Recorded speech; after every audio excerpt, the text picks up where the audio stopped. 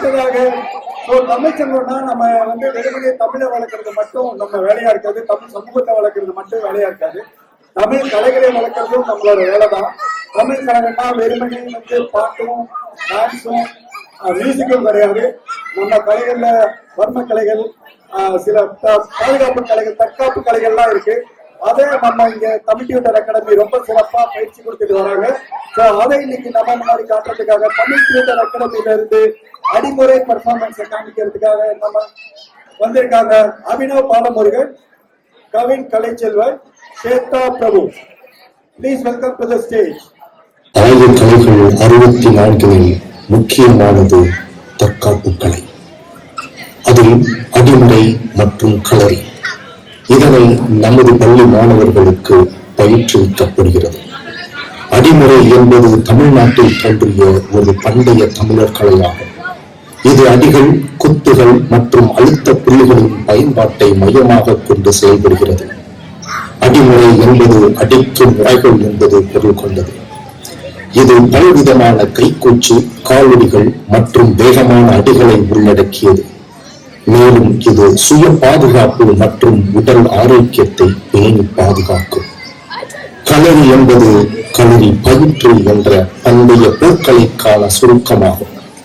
நமது மாணவர்கள் இந்த கலையை இன்று திறம்பட விவரிக்க இருக்கின்றனர். வாருங்கள்.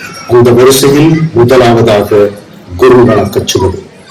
இது குருவின் புனிதத்தையும் கலைமுறையில் அவரின் முக்கியத்துவத்தையும் ஒப்புக்கொள்வதற்கான ஒரு வழியாகும்.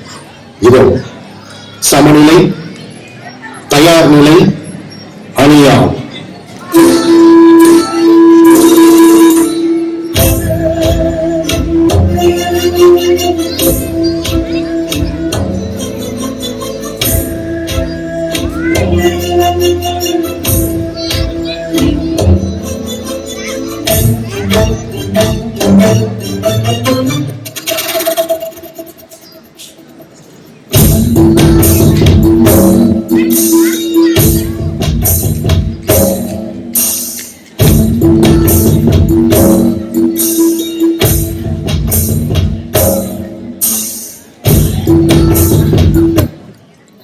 இரண்டாவதாக நிலைச்சுவடு.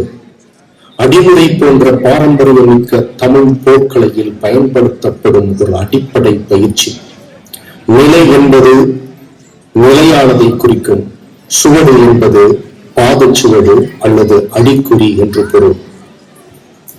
இதோ நிலைச்சுவடு. சமநிலை, தயார் நிலை, அணியாகும்.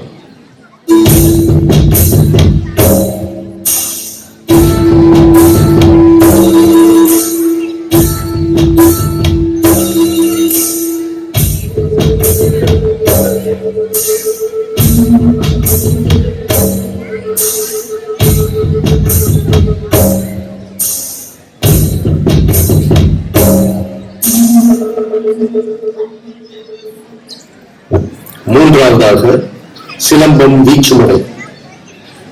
சிலம்பம் வீச்சு முறையின் சில முக்கிய அம்சங்கள்: கம்பு சுழற்றுதல், கம்பு வீச்சு, நடைகள் மற்றும் நிலைகள், பிரதிபலிப்பு.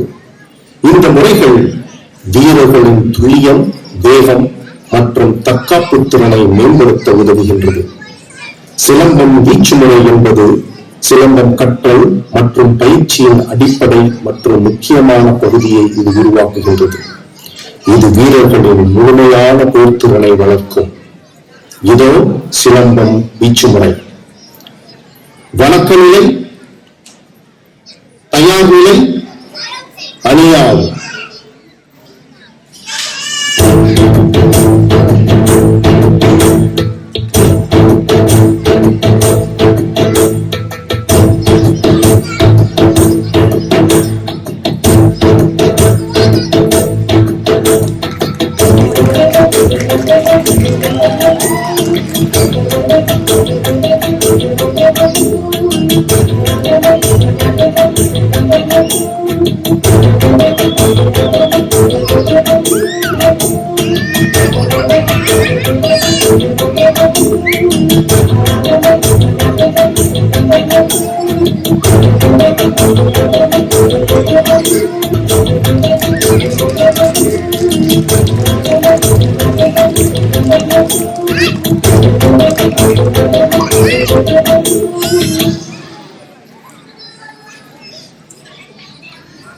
நான்காவதாக சிலம்பம் அடவுமுறை.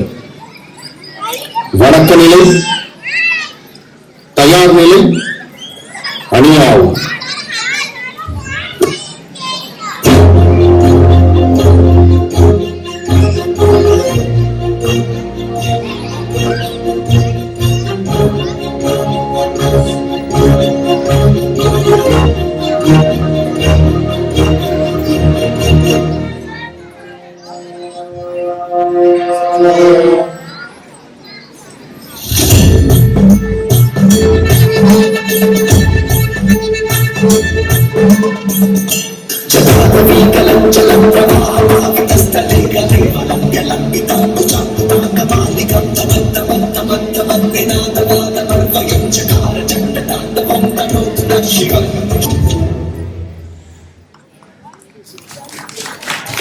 ஐந்தாவதாக பிரிவுச் சுவடு.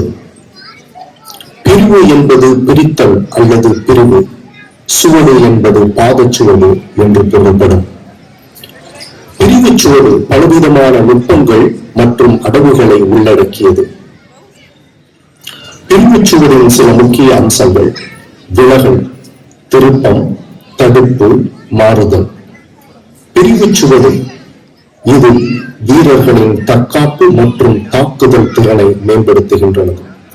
இதனால் வீரர்கள் தங்கள் எதிரிகளை துல்லியமாக கையாள முடியும். இதோ சமநிலை, தயார் நிலை, அணியாகும்.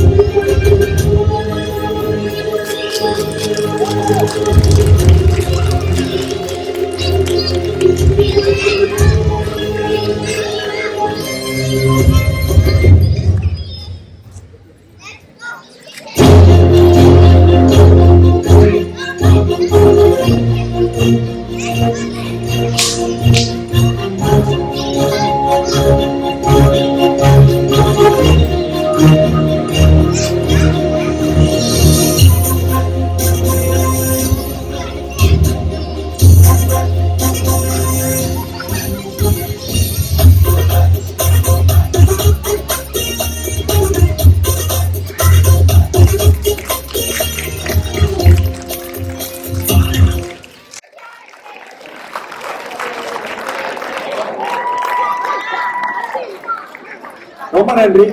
ஸோ இதெல்லாம் நம்ம ஒரு நாள்லயோ 2 நாள்லயோ நம்மளால கத்துக்க முடியாத ஒரு விஷயம். இதுக்கு ஒரு கன்சிஸ்டன்சி வேணும். கண்டிப்பா இவங்கெல்லாம் ஒரு மிடில் ஸ்கூல், ஹை ஸ்கூல் பசங்க தான் இருப்பாங்க. ஸோ இதை ஒரு கண்டினியூஸா கத்துக்கிட்டு நம்ம கலையை இந்த ஊர்ல வளர்க்குறாங்க. ஸோ நீங்களும் உங்க பசங்களுக்கு இந்த கலையை சொல்லிக் கொடுங்க. ஸோ எனக்கு இவங்க கிட்ட ஒரு கேள்வி கேட்கணும். நான் இந்த கலையை கத்துக்கணும்னா எவ்வளவு நாள் ஆகும்? எப்படி பண்றீங்களோ அது பண்ணுங்க. ரொம்ப நல்லா பண்றீங்கன்னா ரொம்ப சீக்கிரமாவே மேல வந்துடலாம். ஆனா கொஞ்சம் நீங்க ஸ்லோ பண்றீங்கன்னா அதுக்கு இன்னும் நல்லா கத்துக்கிட்டு இன்னும் நல்லா பண்ணுவாங்க. ஓகே. ஸோ இங்க இருக்க ஜென்ஸ்க்காக கேட்கிறேன், வீட்டுல எங்களை ப்ரொடெக்ட் பண்ணிக்கணும், அதுக்கு எவ்வளவு நாள் ஆகும்? அதுக்கு ஒரு சீக்கிரமாவே கத்துக்கலாம். அதுதான் சீக்கிரமா, ரொம்ப சீக்கிரமாவே கத்துக்கலாம். நம்பி நிறைய பேருக்கு சொல்லி கொடுத்திருக்காரு. ஸோ நீங்களும் உங்களுக்கு தெரிஞ்சுக்கணும்னா ஜென்ஸ் எல்லாரும் இவரை கான்டாக்ட் பண்ணுங்க. இவர்கிட்ட பேசலாம். இவர்கிட்ட பர்சனலா ஒரு ரெக்வஸ்ட் வைக்கணும். தம்பி, நான் இதுக்கு முன்னாடி சில ப்ரோக்ராம்ல கிண்டல் பண்ணிட்டேன், தம்பிக்கு இந்த வித்தையெல்லாம் தெரியும்னு எனக்கு தெரியாம போச்சு.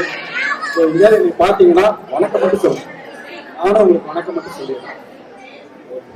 ரொம்ப நன்றி, ரொம்ப நன்றி தமிழ் டியூட்டர் அகாடமிக்கு. Thank you so much.